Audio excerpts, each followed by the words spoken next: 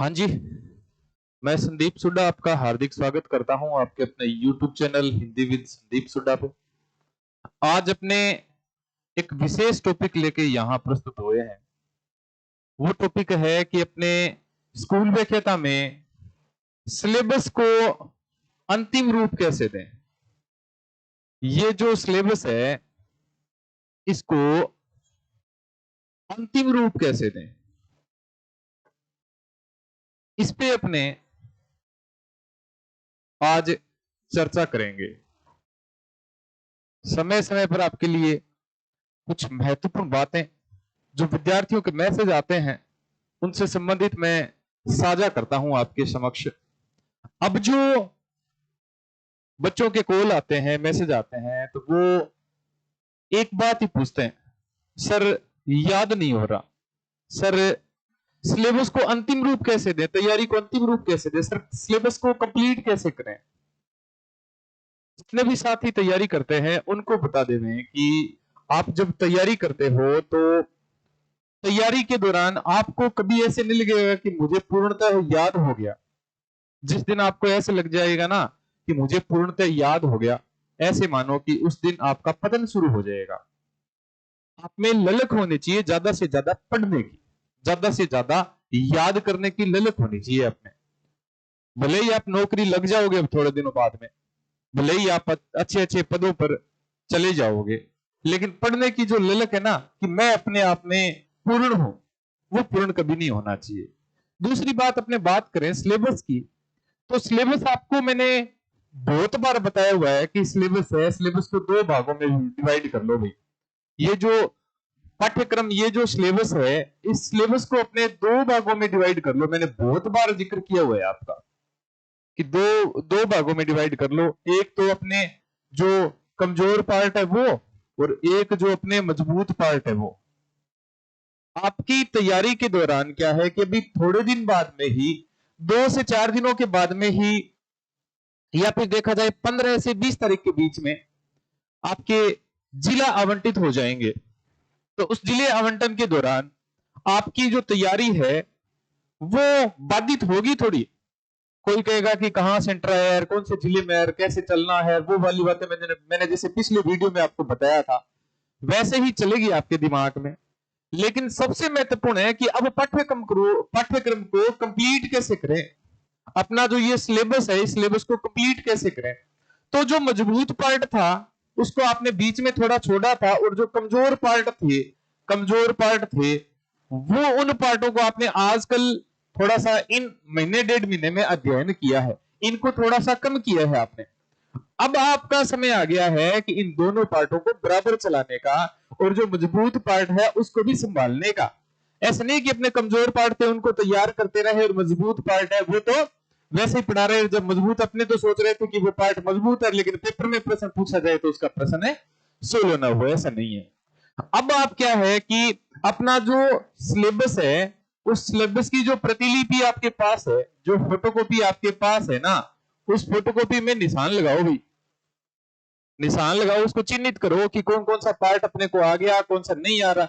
जो पार्ट अपने को नहीं आ रहा है ना, जो पार्ट अपने को नहीं आ रहा है, जो पार्ट अपने को नहीं आ रहा है वो देखो, पढ़ो कि अपना जो कमजोर पार्ट था वो तैयार तो कर लिया है कि नहीं किया है।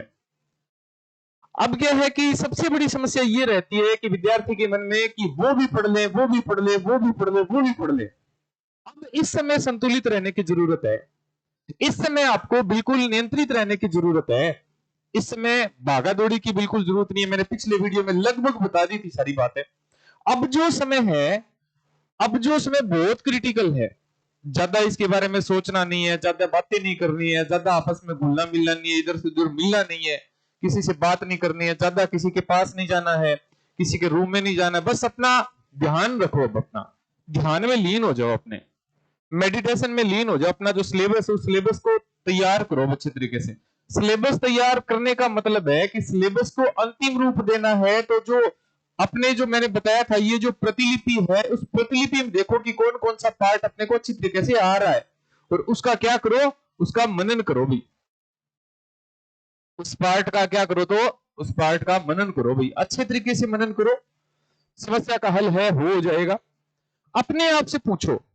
अब किसी की तैयारी को मत परखो कि कोई कितना अच्छा पढ़ रहा है, कोई कितना ज्यादा पढ़ रहा है, कोई कम पढ़ रहा है, कौन कहां जा रहा है, क्या कर रहा है। कोई मतलब नहीं होना चाहिए अपने अपने दुनियादारी से। अब कोई मतलब नहीं होना चाहिए। 2-3 दिन में जो अपने यूट्यूब है, 2-3 दिन के बाद में ये जो टीवी चैनल्स है, फेसबुक है, इंस्टाग्राम है, टेलीग्राम है, ये जो जितने भी चैनल्स लेंगे उसमें ऐसे भी खबरें आएंगी कि पेपर लीक हो गया, और पेपर ये हो गया, और वो हो गया, और पेपर रद्द हो गया, और फलाना दिनकार, ये झूठी खबरें चलेगी। बिल्कुल भी विचलित नहीं होना है, अपने आप पर संयमित रहना है, और संयम रखते हुए अपने आप पे, और अपने सिलेबस का ध्यान रखना है। भी आपका जो समय है, अब समय है ये, अब समय आपका बहुत जरूरी समय चल रहा है। इस समय में आप अपनी तैयारी को बढ़िया भी कर सकते हो, और इस समय अपनी तैयारी बिगड़ भी सकती है। किसी से ज्यादा घुला मिला नहीं। अपने सिलेबस की प्रतिलिपि निकालो, उसमें से देखो कि कौन कौन सा सिलेबस कंप्लीट हो गया। हाँ, एग्जाम से ऐसे मान लो 4 दिन पहले, एग्जाम से 4 दिन पहले है वो आपका सिलेबस लगभग पूर्ण हो जाना चाहिए। बाकी तो ये है कि एग्जाम से 1 घंटे पहले भी मन करता है कि पढ़ ले। एग्जाम से 1 घंटे पहले भी तो मन करता है, 1 घंटे पहले तक मन करता रहता है कि पढ़ ले, ये भी पढ़ ले, वो भी पढ़ ले, चीजें पढ़ ले। में वो चीजें मैं आपको बाद में बता दूंगा कि आपके एग्जाम से पहले आपको क्या करना है। ठीक है, 2 दिन पहले क्या करना है, एग्जाम सेंटर पर पहुंचना है तो कैसे कुछ व्यवस्था होगी, कैसे आपको जाना है, कैसे नियंत्रित रहना है वहां, वो सारी चीजें आपको बता दूंगा। लेकिन अभी आपको क्या करना है कि अभी अपना जो सिलेबस है, उस सिलेबस का प्रिंट आउट निकाला हुआ है, आपके पास रखा हुआ है, या फिर मोबाइल में डाउनलोड कर लो, और उसको देखो भी। उसमें कौन सा ऐसा टॉपिक है जो आपने बिल्कुल भी नहीं पढ़ा, वो महत्वपूर्ण होता होगा, कई बार आपकी नजर नहीं गई होगी, अच्छे तरीके से पढ़ो आप उसको, और उसका अध्ययन करो। उसमें से जो मुख्य मुख्य चीजें हैं वो दोबारा देखो। हर सिलेबस का, चाहे वो फर्स्ट पेपर हो, चाहे वो सेकंड पेपर हो, फर्स्ट पेपर के जितने भी पार्ट लग रहे हैं वो सारे पार्ट हैं। जो जो आपके मजबूत थे, जो जो आपके कमजोर पार्ट थे, उन दोनों पर ध्यान करो भी। कमजोर है तो क्यों है, करंट जीके का विशेष ध्यान रखो। करंट जीके में तो ऐसे जी करेगा कि लास्ट दिन भी पढ़ते जाएं, ऐसे नहीं होगा। अपनी तैयारी को संयमित रखो। अब कोई समस्या नहीं है, आपका चयन निश्चित हो जाएगा, क्योंकि तैयारी ज्यादा जितनी बढ़िया होती है ना, उतना ज्यादा डर लगता है एग्जाम से पहले। खुद मैंने भुगता हुआ है, 2017 में भुगता हुआ है, ये 2024 में भी भुगता था मैंने। जितनी बढ़िया तैयारी होता है ना, उतने ज्यादा घबराहट होती है भी। मेरे भी हुई थी घबराहट, आपके भी होती है, मेरे को पता है घबराहट होती है कि तैयारी है, तैयारी के दौरान घबराहट होती है। आपकी जितनी अच्छी तैयारी होगी ना, ये प्लस पॉइंट है आपका। अगर आपको थोड़ा सा डर लग रहा है ना, तैयारी के दौरान डर लग रहा है क्या होगा, कहीं होना, मतलब आपकी तैयारी बहुत बढ़िया हो गई, मतलब आपकी तैयारी है वो बहुत बढ़िया हो गई। जिस दिन आपको ये लगने लग गया ना, हाय क्या होगा क्या होगा क्या होगा, मतलब उसकी आपकी तैयारी वो बहुत अच्छी है, बहुत अच्छी तैयारी चल रही है आपकी, आप एकदम सही ट्रैक पे हो। बस आपको एग्जाम देना है, बाकी आपका चयन तो हो गया, ये मानो। चिंता करने की कोई जरूरत नहीं है, घबराने की कोई जरूरत नहीं है। बढ़िया तरीके से तैयारी करो भाई, ठीक है ना। आगे भी मैं आपको कुछ महत्वपूर्ण बिंदुओं पर चर्चा करने के लिए प्रस्तुत रहूंगा।